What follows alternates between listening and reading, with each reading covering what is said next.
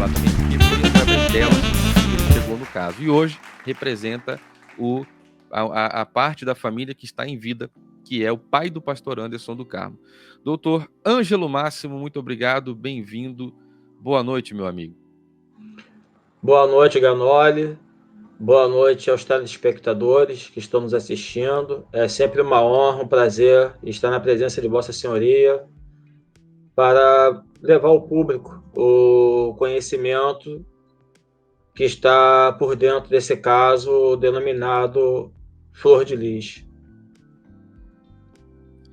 Doutor, é uma satisfação imensa poder recebê-lo. Nós sempre deixamos claro, né? Eu estava esses dias agora fazendo uma retrospectiva do caso, analisando desde o começo, porque afinal de contas chegamos a um momento muito crítico, muito tenso e muito esperado de todo o caso, como de forma pública, imprensa ou população, ou também dentro dos trâmites do processo, que para quem conhece e acompanha sabe o tanto de idas e vindas, né, que precisou acontecer até chegar aqui. E nessas análises de passado, eu me peguei ali falando, né, questionando, fazendo matérias, vídeos, reuniões, lives, entrevistas em 2019, né? E queria que o senhor falasse para a gente um pouco sobre a dificuldade do primeiro momento, né? O primeiro momento do processo, quando o senhor chegou, a imprensa tratou talvez o primeiro mês ou o segundo, mas a imprensa fala de outros assuntos, fala das programações da TV, dos anunciantes, patrocinadores e tudo.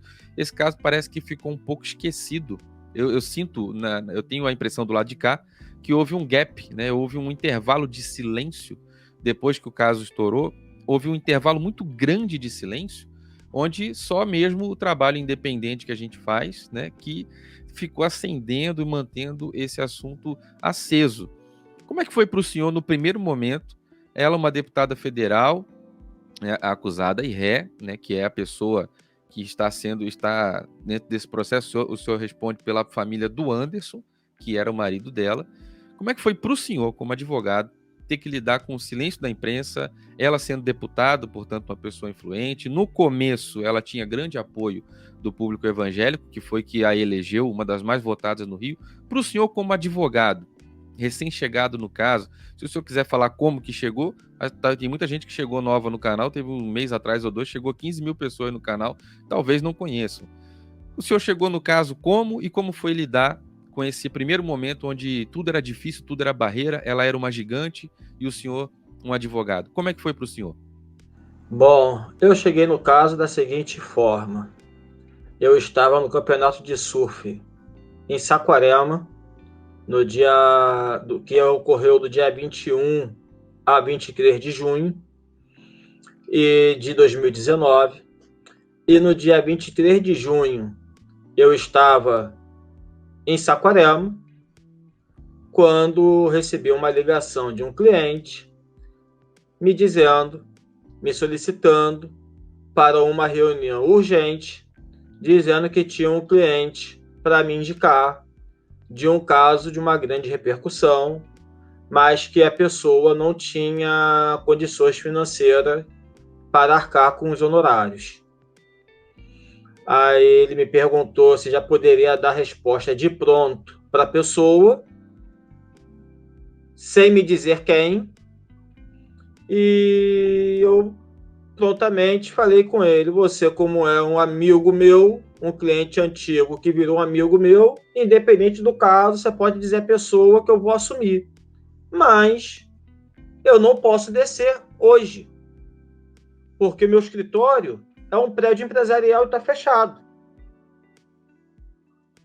Eu vou descer amanhã, de manhã, e recebo esse cliente, que até então ele falou cliente, não falou a cliente, no meu escritório. Acabou que eu desci no próprio domingo à noite. E aí foi no meu escritório a Michele. Ele me ligou e me disse: doutor, mandei a cliente aí no seu escritório.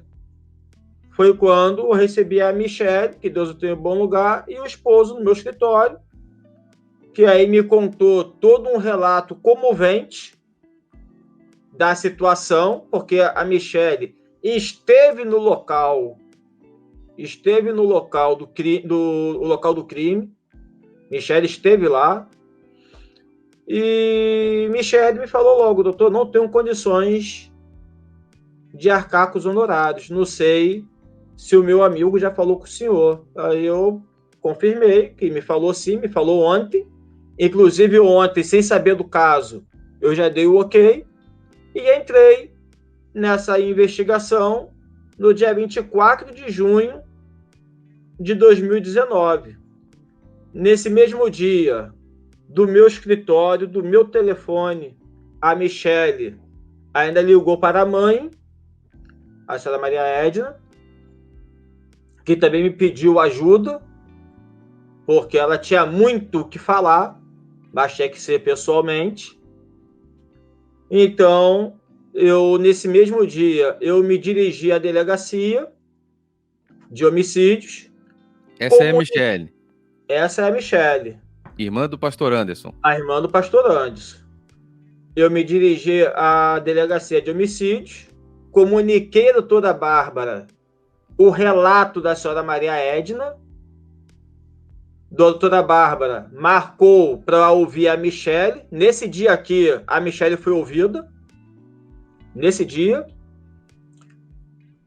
E marcou para a senhora Maria Edna na semana seguinte, quando a senhora Maria Edna deu um depoimento esclarecedor e avassalador do caso. A partir daí, era uma formiguinha brigando contra um leão. No caso, eu era a formiguinha e eu estava brigando nada mais nem nada menos contra uma deputada federal. Eu era quem? Eu sou quem na frente da deputada federal? Eu não era nada, não sou nada. Sou um redes advogado. Encontrei muita dificuldade para botar essa investigação para andar em desfavor da Flor de Lis. O período que essa investigação ficou parada por conta de aguardar a decisão do Supremo Tribunal Federal para autorizar a investigação em desfavor da mesma foi o momento em que Michele ficou doente e morreu. Michele ficou doente nesse período e morreu em outubro. Michele caiu na cama nesse momento que a investigação ficou parada e não levantou mais. Inclusive, isso foi muito questionado, né, doutor? Foi. Como é que o senhor... Desculpa a fazer essa observação, mas o senhor passou por isso lado a lado. As pessoas não sabem o que é. O senhor conviveu, respirou, abraçou, cumprimentou, se despediu. Provavelmente teve desabafo, emoção ali. O senhor está de frente para uma tragédia, uma família, né, que passou por algo terrível. Como é que foi para o senhor sentir isso, né, essa perda? Porque ela parecia tão saudável, tinha publicações saudáveis nas redes sociais. Como é que o senhor passou exatamente esse momento que o senhor narra? Desculpe fazer a observação. Estranho ela ter partido jovem e saudável, né? Ela parecia saudável, né? Para mim foi um momento estarrecedor, um momento em que, se eu não tivesse a predeterminação que eu tenho, eu teria largado até esse caso, Diego. Se eu não tivesse a determinação que eu tenho, eu teria largado, porque chegou um tempo em que eu cheguei a acreditar que isso fosse virar pizza. Porque a investigação não andava, as coisas não andavam, a imprensa, por sua vez, se calou. A imprensa se calou, é a verdade. Só quem falava do caso eram os canais de YouTube. Você era um deles, o seu canal. Então chegou um tempo que eu cheguei a pensar que isso fosse acabar em pizza. Eu me lembro como se fosse hoje, no dia 11 de fevereiro do ano passado, logo assim quando o excelentíssimo delegado, o doutor Alan Duarte, assumiu a delegacia, que eu fui lá falar com ele, fui lá me apresentar a ele como advogado do caso, porque eu já conhecia o doutor Alan de longa data. foi o dia que a senhora Invelise foi ouvida na delegacia. Eu fui lá conversar com o doutor Alain, aí o doutor Alain me pediu para voltar mais tarde. Aí tudo bem. Quando eu saio no blindex da DH, tinha aquele aparato de imprensa me esperando, de repórteres, jornalistas, me aguardando sair. E quando eu sair, a imprensa veio me entrevistar. Eu não lembro qual foi o repórter que me perguntou o que eu achava que o inquérito não andava. Foi quando eu dei uma resposta longa, informei que a justiça é cega, mas com o olho aberto e o outro fechado, que o olho aberto ela enxerga as pessoas menos favorecidas, que por muito menos desse caso já estavam presas, e no olho fechado não enxergava a elite da sociedade alvo de uma investigação, como era o caso, né, melhor dizendo, da deputada federal Flor de Lis, que era investigada naquele procedimento e que, na minha opinião ali, o inquérito não andava por ser alvo uma deputada federal. Meu amigo, isso deu um abalo na estrutura da Polícia Civil. Isso me foi contado pelo doutor Alain, que a estrutura da Polícia Civil, quando eu voltei lá à tarde para falar com ele, conforme ele me pediu, ele me contou que a estrutura da Polícia Civil queria saber quem eu era, pela entrevista que eu dei dentro da DH, e que eu quase derrubei ele. Foi impactante, né? Por conta dessa entrevista, realmente, como você disse agora, que foi uma entrevista impactante, que a partir daí eu vi as coisas mudarem de rumo, eu vi a investigação andar, eu vi a imprensa falar mais do caso Flor de Lis,